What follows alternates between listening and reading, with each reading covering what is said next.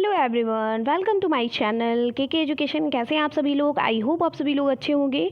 तो कुछ technical issues की वजह से मैं आप लोगों की लाइव क्लास नहीं ले पाई, क्योंकि मैं आज लाइव क्लास लेना चाहती थी। कोई बात नहीं, मैं आप लोगों को अपलोडेड क्लास दे देती हूँ और इसमें भी मैं आपको बहुत अच्छे से पढ़ाने वाली हूँ। और आज आपका ये सेकेंड चैप्टर है डीएलएड फर्स्ट सेमेस्टर का, पेपर सेकेंड का। ये आपका शिक्षण अधिगम के सिद्धांत जो आपका पेपर है उसका ये सेकेंड चैप्टर है, संप्रेषण। तो यहाँ पर संप्रेषण होगा, ठीक है। संप्रेषण ये आपका सेकेंड चैप्टर है, जिसको हम इंग्लिश में कम्युनिकेशन कहते हैं। यानी कि संप्रेषण का मतलब क्या होता है, हम थोड़ा आम भाषा में समझ लेते हैं। तो संप्रेषण का मतलब होता है कि जब हम अपने भावों को, अपने विचारों को किसी दूसरे के प्रति प्रकट करते हैं, यानी किसी दूसरे के सामने प्रकट करते हैं और दूसरा उसे भली भांति बहुत अच्छी तरीके से समझ जाए, तो उसे हम कहते हैं संप्रेषण। जैसे कि मैं आपको पढ़ा रही हूँ, तो ये क्या है, एक संप्रेषण कर रही हूँ मैं अपने जो ये आपका सिलेबस है, यानी माध्यम क्या है आपका सिलेबस। तो इस माध्यम के को मैं आपको अपने भाव, अपने विचारों से आपके सामने प्रकट कर रही हूँ और आप उसको बहुत अच्छे से समझ रहे हैं। ये क्या है, संप्रेषण है। तो इसी संप्रेषण के बारे में आपसे डिस्कस करने वाली हूँ कि कम्युनिकेशन क्या होता है, इसकी मीनिंग क्या होती है, इसका क्या अर्थ है, इसकी क्या परिभाषा है, इसकी क्या विशेषताएं हैं। तो आज मैं बस इतने ही चीज़ों पर डिस्कस करने वाली हूँ और ये इतने टॉपिक्स, ये जो आपके पॉइंट हैं, इतने बेस्ट तरीके से आपको समझाऊंगी कि आपने कहीं भी पढ़ा होगा, यहाँ पढ़ा है ना, तो आप कभी नहीं भूलोगे। तो इसके लिए जल्दी से आप पहले तो चैनल को सब्सक्राइब कर लो, साइड में बेल आइकन है उसको प्रेस कर लो, ताकि जब भी मैं किसी तरीके की नोटिफिकेशन दूँ या फिर कोई लाइव क्लासेस लूँ, आपको उसका नोटिफिकेशन मिल जाए। इसके साथ साथ डीएलएड से संबंधित सारी सूचनाएं आपको मिलती रहे और जितने भी प्रीवियस ईयर क्वेश्चन पेपर हैं फर्स्ट सेमेस्टर के, ऑल सब्जेक्ट के, यानी सभी सब्जेक्ट के आपको मिलेंगे हमारे चैनल पर। आप प्लेलिस्ट में जाएं और अभी से पढ़ सकते हैं। बाकी आपने हमारी संस्कृत की क्लासेस देखी होंगी, कंप्यूटर की क्लासेस देखी होगी, हिंदी की भी देखी होगी, यानी सभी क्लासेस मैंने ऑलरेडी दे रखी हैं, ठीक है। तो आप उनको देख सकते हो। तो चलिए हम क्लास को शुरू करते हैं। तो पहला यहाँ पर है संप्रेषक का अर्थ। यहाँ पर संप्रेषण होगा, संप्रेषण का अर्थ यानी मीनिंग ऑफ कम्युनिकेशन। तो संप्रेषण शब्द जो है ये दो शब्दों से मिलकर बना है, एक तो सम और दूसरा प्रेषण, ठीक है। दो शब्दों से मिलकर बना है ना, सम और प्रेषण, जिसका अर्थ होता है भली प्रकार। सम का मतलब होता है भली प्रकार और प्रेषण का अर्थ होता है भेजना, यानी अपने भावों और अपने विचारों को दूसरों के पास भली प्रकार से भेजना। अर्थात संप्रेषण का अर्थ होता है कि एक व्यक्ति द्वारा दूसरे व्यक्ति को जो सूचना या जानकारी दी जाती है और दूसरा व्यक्ति उसे अच्छे से समझ लेता है, तो वो क्या कहलाता है, संप्रेषण कहलाता है। यानी आप किसी भी सूचना को, किसी भी जानकारी को किसी दूसरे व्यक्ति को देते हो और वो दूसरा व्यक्ति उसे अच्छे से समझ ले, तो ये होता है संप्रेषण। जैसे आप कोई भाषण देता है तो उस भाषण को आप समझते हो, कोई आपको लेक्चर देता है तो आप उसको अच्छे से समझते हो। जैसे मैं आपको पढ़ा रही हूँ तो आप अच्छे से समझ रहे होगे और अच्छे से समझ गए, तो ये क्या हुआ, संप्रेषण हुआ, ठीक है। चलिए अब हम बात करते हैं संप्रेषण की परिभाषा की, यानी डेफिनेशन ऑफ कम्युनिकेशन की।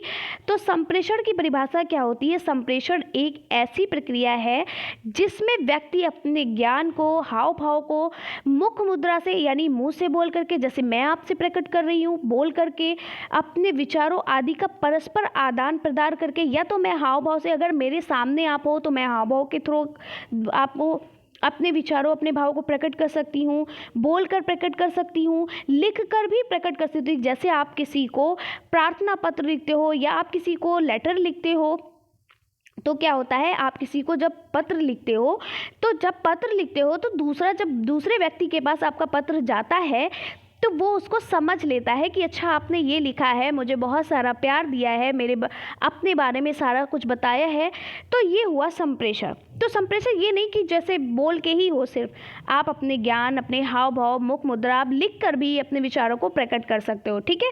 तो संप्रेषण एक सामाजिक प्रक्रिया होती है और ये एक ऐसी प्रक्रिया है जिसमें व्यक्ति अपने ज्ञान, हाव भाव, मुख मुद्रा, विचारों आदि का परस्पर आदान प्रदान करते हैं, ठीक है, तथा इस प्रकार से प्राप्त विचारों अथवा संदेशों को समान तथा सही अर्थों में समझने और प्रेषण करने में उपयोग करते हैं। तो आई होप कि आप संप्रेषण का क्या अर्थ है और संप्रेषण किसे कहते हैं समझ गए होंगे। अब हमारे एक मनोवैज्ञानिक है पॉल लिंकसन। तो पॉल लिंकसन के अनुसार संप्रेषण क्या है, चलिए हम देख लेते हैं। इन्होंने कहा कि संप्रेषण को इन्होंने दूसरा नाम संचार भी दिया। ठीक है, तो संचार या संप्रेषण वह प्रक्रिया है जिसके द्वारा दो या दो से अधिक लोग विचारों, तत्वों, भावनाओं एवं प्रभावों आदि का इस प्रकार विनिमय करते हैं, इस प्रकार से उसको प्रकट करते हैं, इस प्रकार से उसका स्पष्टीकरण करते हैं कि संप्रेषण प्राप्त करने वाला व्यक्ति, यानी जिसको आपने अपने भावों को, अपने विचारों को जिसके थ्रू प्रकट किया है, वो व्यक्ति, ठीक है, वो व्यक्ति क्या करता है, संदेश के अर्थ, उसके उद्देश्य को और उसके उपयोग को भली भांति समझ लेता है। यानी आप किसी चीज़ को बता रहे हो तो वो उसको समझ लेता है अच्छी तरीके से, उसके अर्थ को, उसका क्या उद्देश्य है, उसको सारी चीज़ों को बहुत अच्छे से वो समझ लेता है। तो ये कहलाता है संप्रेषण। अब अगले हमारे मनोवैज्ञानिक है क्रय के अनुसार। ठीक है, क्रय है, इन्होंने क्या कहा कि किसी वस्तु के विषय में समान या सहभागी ज्ञान की प्राप्ति के लिए प्रतीकों का उपयोग ही संप्रेषण है। यानी भी किसी भी वस्तु के विषय में आप सहभागी या समान ज्ञान प्राप्त करते हो तो उस ज्ञान प्राप्त करने के लिए जिस हम प्रतीक का उपयोग करते हैं वही क्या है, संप्रेषण है। यद्यपि मनुष्यों में संप्रेषण का महत्वपूर्ण माध्यम भाषा है। ठीक है, हम किसका प्रयोग करते हैं, भाषा का प्रयोग करते हैं, फिर भी अन्य प्रतीकों का प्रयोग किया जाता है। एक तो हम भाषा का यूज़ करते ही है, फिर भी हम अलग अलग प्रतीकों, चिन्हों का प्रयोग करते हैं। अब हम देख लेते हैं कि संप्रेषण का क्या महत्व है और उसकी क्या आवश्यकताएं हैं। अगर आपसे पूछा जाए कि संप्रेषण का क्या महत्व है, इसकी क्या इम्पोर्टेंस है, इसकी क्या आवश्यकताएं हैं, यानी इनका क्या यूज़ है, इनका क्या उपयोग है, इसके साथ साथ ये दोनों आपसे पूछ ले तो आप एक ही बात है कि अलग नहीं है। आपसे संप्रेषण का महत्व पूछे, आवश्यकता पूछे, उद्देश्य पूछे, कोई प्रॉब्लम नहीं है, आप यही लिखोगे। ठीक है, चलिए हम देखते हैं संप्रेषण का हमारे जीवन में क्या उपयोग है, इसका क्या इंपॉर्टेंस है, इसका क्या महत्व है, इसका क्या यूज़ है। तो संप्रेषण का महत्व एवं आवश्यकता निम्नलिखित है। पहला, यह जीवन प्रयत्न सीखने की एक स्वाभाविक प्रक्रिया है। ठीक है, संप्रेषण जो होता है, संचार जो होता है, ये जीवन प्रयत्न यानी जन्म से लेकर मृत्यु तक सीखने का एक स्वाभाविक प्रक्रिया है। दूसरा पॉइंट ये कहा गया है कि यह एक ऐसी प्रक्रिया है जिससे हमारी समस्त इंद्रियां, आँख, कान, हाथ और शरीर के समस्त अंग क्रियाशील होते हैं। हमारी समस्त इंद्रियां, जैसे हमारे आँख हो गई, हम आँखों से देखते हैं, कान से सुनते हैं, हाथ से लिखते हैं, और शरीर के समस्त अंग क्रियाशील रहते हैं।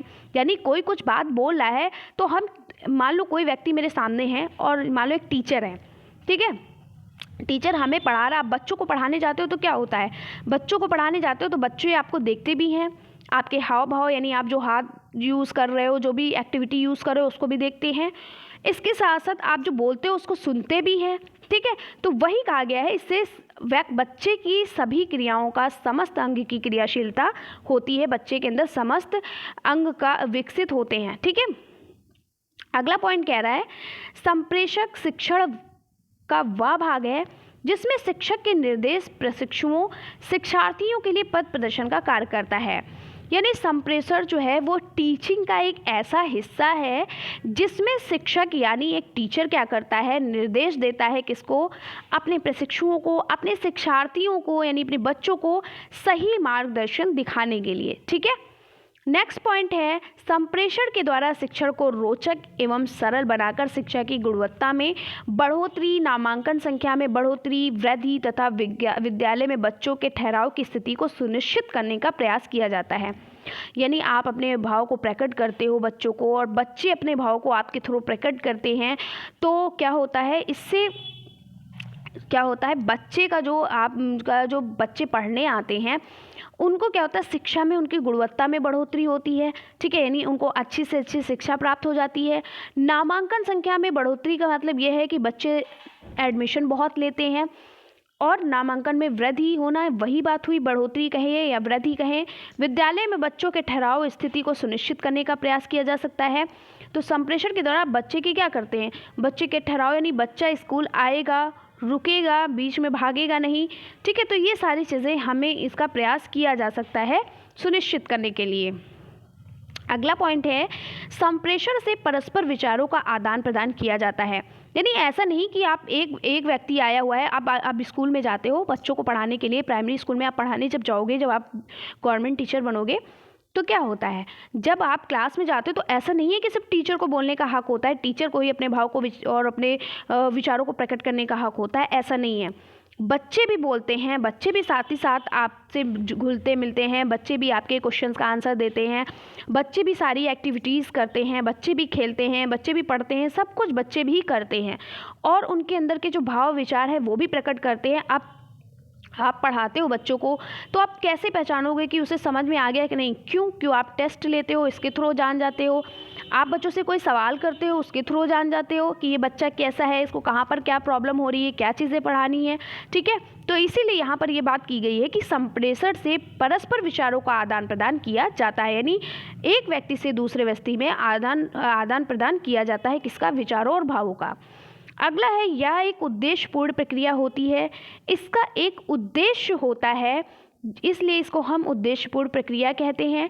संप्रेषण मानवीय तथा सामाजिक वातावरण, मानवीय का मतलब होता है नैतिक शिक्षा, ठीक है, और सामाजिक वातावरण में भी क्या करता है, बहुत ज़्यादा ये संप्रेषण जो होता है मानवीय और सामाजिक वातावरण को बनाए रखने में सफल रहता है। ठीक है, तो कैसी लगी आपको क्लास, कमेंट्स में ज़रूर बताइएगा। और यहीं पर हम क्लास को एंड करते हैं और कल हम इसी चैप्टर की अगली क्लास के साथ मिलते हैं। और टेक्निकल इश्यूज़ की वजह से मैं लाइव क्लास नहीं ले पाई, तो कल हम मिलते हैं लाइव क्लास के साथ, क्योंकि लाइव पढ़ाने में जो मज़ा होता है वो अलग ही रहता है, क्योंकि उसमें आपको जो भी चीज़ें नहीं समझ आती हैं तो आप वहाँ पर मुझसे पूछ सकते हैं और हमें भी पता चल जाता है कि आप लोगों को चीज़ें समझ में आ रही कि नहीं।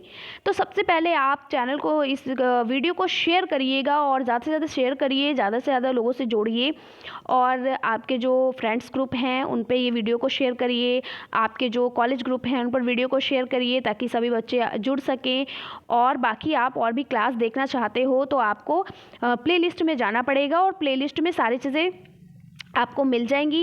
इसके साथ साथ मैं डिस्क्रिप्शन बॉक्स में भी, आप वीडियो में देखा होगा जो नीचे डिस्क्रिप्शन बॉक्स होता है जहाँ पर सारी डिटेल्स लिखी होती हैं, उस डिटेल्स में भी आपको सारे सब्जेक्ट की चीज़ें मिल जाएंगी। ठीक है, तो मिलते हैं इसी तरीके से हम नेक्स्ट वीडियो में, तब तक के लिए बाय बाय, टेक केयर।